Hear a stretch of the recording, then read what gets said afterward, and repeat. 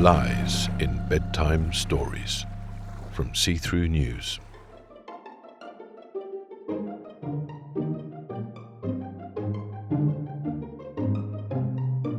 Ben and Sven by Sternwriter.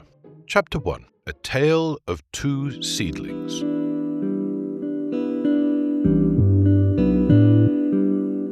"50 years ago, on the very same spring morning, Ben and Sven germinated. Ben, a larch, poked through a pile of dead leaves in a woodland on an estate near the village of Horningsham in the southwest of Great Britain. Sven, a spruce, emerged in a tray of soil on a bench in a greenhouse of a nursery of a plantation near the town of Jokkmokk in the north of Sweden. Ben was surrounded by different kinds of trees, some old, some young, and various birds and animals. Hello, old oak. Hello, young hazel. Hello, beech. Hello, son of a beech. Hello, deer. Hello, badger. Hello, wood pigeon. Oh, goodbye, woodpecker. Sven was one in a row of spruce seedlings, growing by a plantation that was about to be felled. Hej Agneta, hej Björn, hej Anfrid, hej Benny, hej Ingmar, hej Ingrid, hej Anders. Are you okay, Greta? As Horningsham's spring sunshine unfurled his first leaves, Ben slowly became aware of where he would spend his first life. Oh, look, a wire fence. Oh, look, a builder's yard. Oh, look, a forestry yard. As Jokkmokk's spring sunshine unfurled his first leaves, Sven slowly became aware of where he would spend his first life. Oh, look, a glass house. Oh, look, lots of fresh stumps. Oh, look, sunlight between the stumps. Ben grew up watching the comings and growings on either side of the wire fence by a sign saying, Longleat Forest, Horningsham. Sven grew up in rows of other spruces, all exactly the same age, just by a sign saying, Polarcirkeln, Arctic Circle.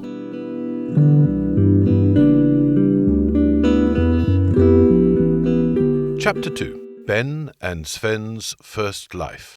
Trees. Horningsham and Jokkmokk are separated by the North Sea, 15 degrees of latitude, and 2,000 kilometers. As year followed year, Ben and Sven turned from seedlings into whips, from whips into saplings, from saplings into young trees, from young trees into mature trees. Every year, Ben and Sven added another ring to their girth as they pushed out branch after branch, each bristling with green needles to collect the light reaching their patch of the forest floor. In Horningsham, Ben saw many different animals and plants. He learned from the old, Old oak, he'd ask, how do you feed the squirrels? and taught the young. Young hazel, He'd say. here's how you feed the squirrels. Ben could see how his forest neighbours got on with newcomers and visitors. There was always something or someone to see on both sides of the wire fence. In Jokkmokk, Sven saw rows and rows of other spruces, growing steadily in a neat grid as the seasons passed. There wasn't much to see on the forest floor. Hey Agneta, He'd say, nice day today, isn't it? Hey Björn, yes, it's a nice day today, isn't it? the spruce plantation's bare earth floor housed few other tenants, and visitors were rare. Sven and his fellow spruces all grew to know each other very well indeed, lining up in the forest in the same rows as they had as seedlings in the trays in the greenhouse. Ben and Sven both reached for the sunlight, growing straight and true. Year after year, ring by ring, the light brown of their outer sapwood turned into dark brown heartwood. Their trunks grew wider, their crowns rose higher. Ben and Sven enjoyed their life outdoors in the woods, but both knew the same thing. This is nice, but it's only my first life. This is nice, but I'm looking forward to my second life too. One day, chainsaws would arrive to begin their second life. Ben and Sven learned from the forest network what would happen next. One day, to the sound of vroom, vroom, vroom, my first life will end. One day of the sound of zhh, my second life will begin. Chapter 3. Ben and Sven's second life, timber. For decades, separated by the North Sea, 15 degrees of latitude and 2,000 kilometers, Ben and Sven grew taller, straighter, wider. As their first lives drew to a close, their thoughts turned to their second lives. Year by year, the day grew closer when they turned from trees into timber. First, the chainsaws will fell us, said Ben. They'll make sure that we don't damage other trees when we fall. Then they remove our branches. Said Sven. Then they'll cut our tapering trunks into regular lengths. Then they stack us in piles by the side of the forest tracks. Things would suddenly look very different. After decades of being vertical trees, in an instant, Ben and Sven would become horizontal logs. Maybe they'd lie in their stacked piles long enough to see another tree start its first life in the space they'd left in the forest. Maybe not. Before long, trucks would arrive. They'll hoist us aboard, said Ben. They drive us to a sawmill, said Sven. At the sawmill, different parts of them would discover which second life they'd have, as they were sorted into straight bits, wonky bits, and leftovers. Our straight bits will be sliced into regular lengths, said Ben. Our straight bits will become planks, beams, joists, and rafters, said Sven. Our straight bits will become part of something bigger. Our straight bits will be walls, roofs, ceilings, frames, and supports. Vertically, horizontally, and diagonally, Ben and Sven's straight bits would spend decades, maybe even centuries, sheltering people, animals, and useful objects. Smaller straight bits might become tables or chairs, desks or cupboards, handles or toys. For Ben and Sven's wonky bits, irregular, bent or broken lengths that couldn't be made into planks, joists and rafters, a different second life awaited. Our wonky bits will become fuel, said Ben. Our wonky bits will be cut and split into logs, said Sven. or compressed as sawdust into pellets. We'll join the wobbly, knobbly branches they cut off in the forest and warm people when it's cold. Their warming done, part of the wonky bits would go up in smoke to spend 1,000 years in the sky as a gas. The rest would be buried in the earth as ash. Finally, there were the leftover bits. Our leftover bits might be put into the sawmill's chipper, said Ben. Our leftover bits might become paper or cardboard, ending up buried as rubbish, said Sven. or they might become mulch and spread around paths and gardens. Either way, they slowly end up back in the soil. Maybe bits of us will end up in another tree one day. After 50 years, Ben and Sven felt ready for their second life. Whichever route they took, they'd return to the earth and start another cycle of life. Still, Ben and Sven, deep in their heartwood, hoped some of them would end up as planks, beams, joists, and rafters. It would be fun to see what happens inside buildings, protecting people, animals, and useful objects from the wind, rain, and snow.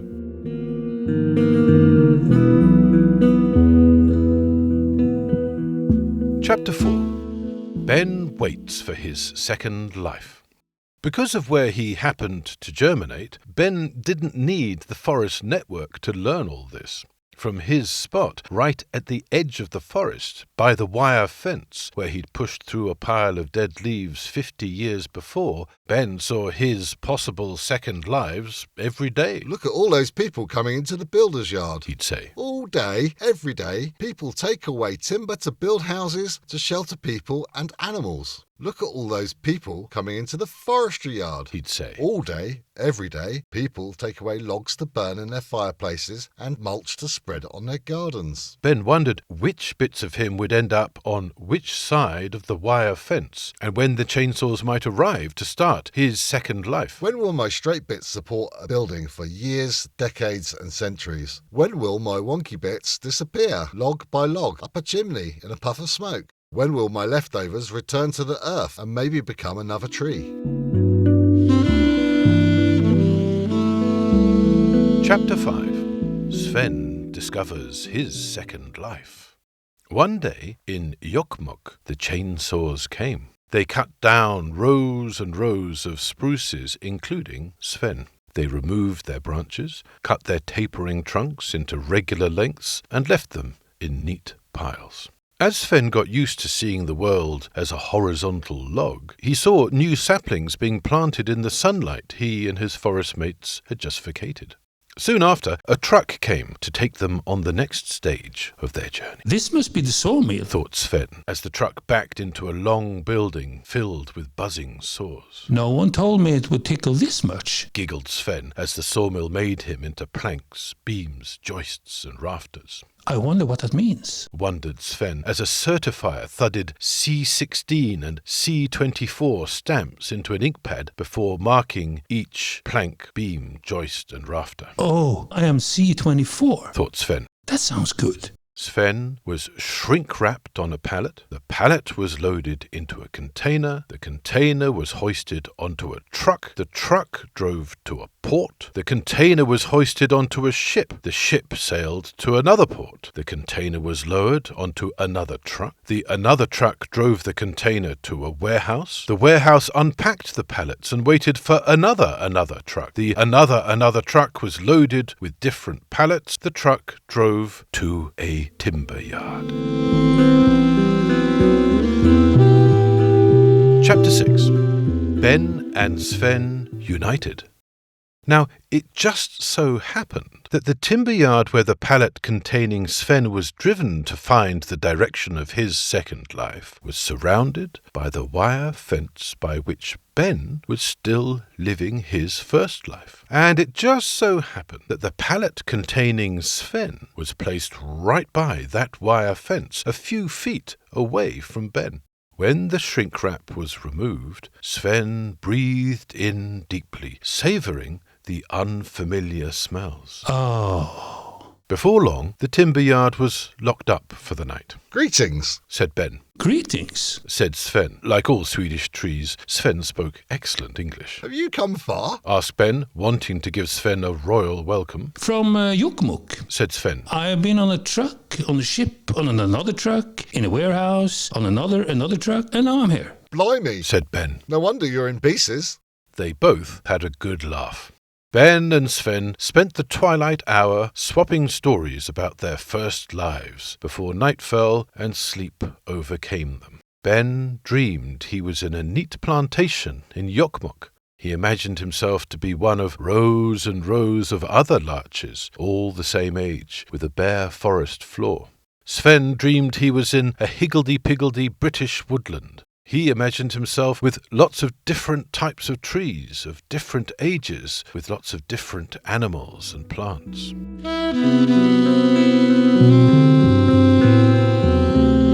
Chapter 7. The Builder, the Homeowner, and the Homeowner's Little Girl. The next day, a builder and a homeowner, holding the hand of a little girl, walked up to Sven's pallet. Sven and Ben could hear every word.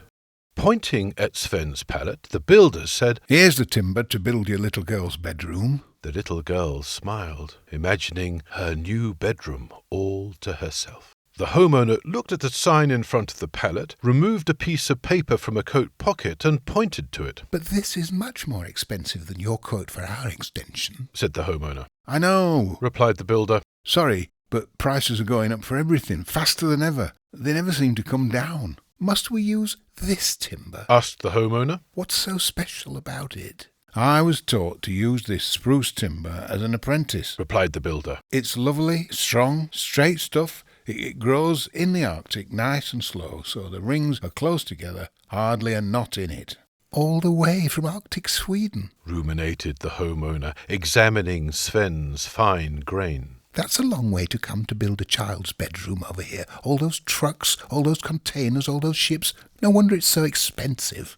"Timber doesn't grow on trees," said the builder, without appearing to be making a joke. "There's nothing we can do. It's just the way things are." The little girl stopped smiling. timber, cement, steel, tiles, plumbing, electrics, labour, professional services, council fees," listed the homeowner gloomily. "The bank may not lend me the money I need for this extension." "Bank loans," grunted the builder, equally gloomily. "Tell me about it." The little girl looked up expectantly, but instead of telling the builder about it, the homeowner asked a question. "Can't we use something cheaper?" "Maybe," shrugged the builder. "if you had the money to buy it yourself without the bank." The homeowner looked at the builder, puzzled. So did the little girl. The builder sighed. "This timber is certified C24.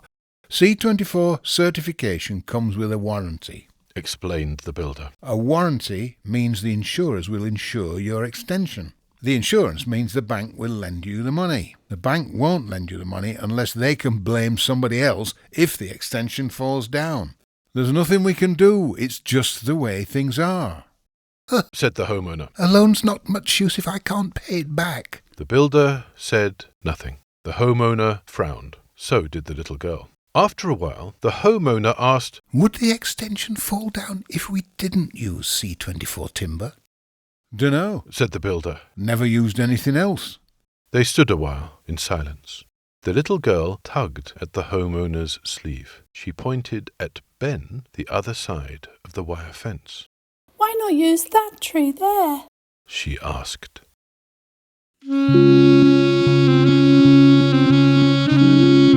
If you're the type of person who would rather nudge rulers into changing rules and ordinary people into changing behaviour that would promote carbon drawdown, the See-Through Network may be for you.